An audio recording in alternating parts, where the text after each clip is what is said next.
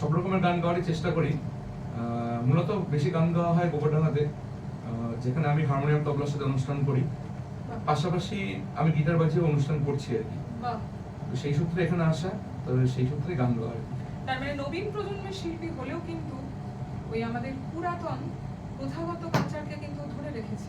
Composer, lyricist, তবলা বাজিয়ে হারমোনিয়ামের সাথে সংযুক্ত করে এত সুন্দরভাবেও প্রোগ্রামটা করে। এবং আজকে অবশ্যই আমরা দেখতে পাচ্ছি একটা ওয়েস্টার্ন ইনস্ট্রুমেন্ট নিয়েছে। বেশি কথা না বাড়িয়ে আমরা চলে যাব সরাসরি ওর গানে। প্রথমে যে গানটা গাইবো এটা আমার নিজের লেখা, নিজের সুর করা, সেই গানটা গাইছি। চাঁদের আলো আমায় আর তো ডাকে না, চেনা চেনা মুখগুলো কেন চেনা যায় না, তুমি ছিলে